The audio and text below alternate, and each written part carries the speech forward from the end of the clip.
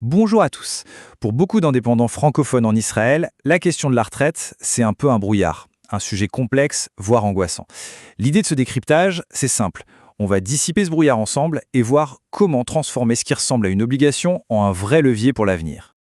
Combien cotiser? Est-ce que c'est vraiment obligatoire? Et surtout, comment ça peut aider à payer moins d'impôts? Ce sont les questions que tout le monde se pose, et c'est bien normal. Quand on est à son compte, on est seul aux commandes, alors il faut savoir naviguer. Allons-y, on va répondre à tout ça point par point. Voici notre programme. On va commencer par les bases, le cadre légal, l'incontournable. Ensuite, on verra comment jouer avec ces règles pour en tirer le meilleur. On plongera dans les avantages fiscaux, on regardera les outils qui existent, et enfin, on verra comment tout ça change complètement la perspective sur la retraite. Allez, on entre dans le vif du sujet. Avant de parler de stratégie ou d'opportunité, il faut connaître les règles du jeu. Et la première règle, elle est très claire. Pour un indépendant en Israël, l'épargne retraite, ce n'est pas une option. Voilà, c'est dit, c'est noir sur blanc. Depuis 2017, une loi est passée pour rendre la cotisation obligatoire. Le but de l'État, c'est simple, s'assurer que chaque indépendant se crée un filet de sécurité pour plus tard. C'est une mesure pour éviter la précarité et garantir un revenu minimum à la retraite. Alors qui est concerné concrètement? Il y a 3 conditions à remplir. D'abord l'âge, entre 21 et 60 ans. Ensuite le statut, il faut être indépendant depuis au moins 6 mois. Et enfin, le revenu, il doit être supérieur au salaire minimum. Autant dire que ça concerne la très grande majorité des indépendants. Et la question à 1 million, combien faut-il verser? Le système est progressif. Sur la première partie du revenu, jusqu'à un peu plus de 6 000 shekels par mois, le taux est de 4,45%. Ensuite, sur la tranche qui va jusqu'au salaire moyen, le taux grimpe à 12,55%. C'est donc un système à 2 étages. Il faut savoir qu'il y a aussi un plafond. L'obligation de cotiser s'arrête quand le revenu annuel atteint ce montant, un peu moins de 160 000 shekels. Mais attention, ce n'est pas parce que ce n'est plus obligatoire qu'il faut s'arrêter. C'est justement là que la vraie stratégie commence. Et si on ne respecte pas cette obligation, on s'expose à un triple risque. Le premier, c'est une amende, logique. Le deuxième, et c'est dommage, c'est de passer à côté d'énormes avantages fiscaux.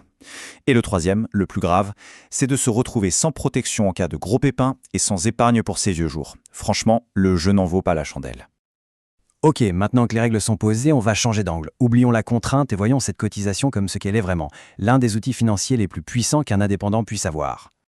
Parce que cotiser, ce n'est pas juste mettre de l'argent dans une tirelire. C'est un coup de maître. On prépare son avenir, on paye moins d'impôts maintenant, on se protège, soi et sa famille, et en plus l'argent fructifie dans un cadre très contrôlé. C'est un vrai tir groupé. C'est souvent le nerf de la guerre. Comment, concrètement, l'argent versé pour la retraite fait baisser les impôts d'aujourd'hui? Le système israélien est plutôt malin. Il repose sur 2 mécanismes bien distincts. Il faut bien comprendre la différence. D'un côté, il y a la déduction, le nikouï. C'est comme si une partie des versements était une charge pro. Ça diminue le revenu imposable. Moins de revenus imposables, moins d'impôts. De l'autre, il y a le crédit d'impôt, le zikouï. Et ça, c'est encore plus fort. C'est une somme qui vient se soustraire directement de l'impôt final. C'est une réduction nette, shekel pour shekel. Ce petit graphique, il est très parlant. La barre de gauche, c'est un revenu imposable, sans avoir cotisé. Celle de droite, c'est le même revenu, mais après avoir déduit les cotisations.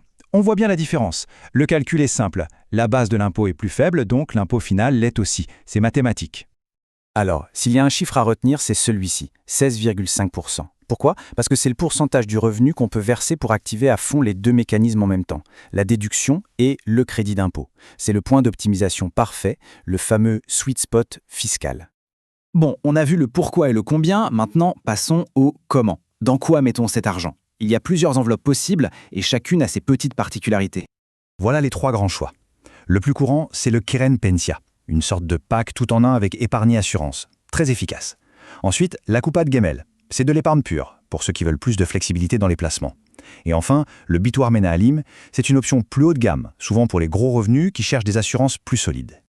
Et là, attention, voici l'outil bonus, le petit secret des initiés, le Keren Richtelmut. Ce n'est pas obligatoire, mais c'est sans doute le meilleur plan d'épargne qui existe en Israël et il est spécialement fait pour les indépendants. La mécanique est géniale. On verse jusqu'à 4,5% de son revenu. La totalité de cette somme est déduite comme une charge. On laisse l'argent travailler tranquillement pendant 6 ans. Et au bout de 6 ans, on peut tout retirer, le capital et les plus-values, sans payer un seul shekel d'impôt dessus. C'est juste énorme. On arrive au bout de ce décryptage. Il est temps de mettre toutes les pièces du puzzle ensemble. L'objectif, c'est de passer d'une posture où l'on subit une charge à une posture où l'on pilote une opportunité. Le message final à retenir, c'est vraiment ça. Chaque shekel cotisé n'est pas une dépense qui disparaît. Non, c'est un pilier que l'on construit. Un pilier pour sa future retraite, bien sûr, mais aussi un pilier pour sa santé financière d'aujourd'hui, grâce aux impôts qu'on ne paie pas. Cette petite phrase résume tout.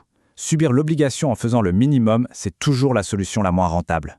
À l'inverse, planifier activement ses versements, chercher le point d'optimisation, ça change complètement la donne. Il faut devenir l'architecte de sa propre stratégie.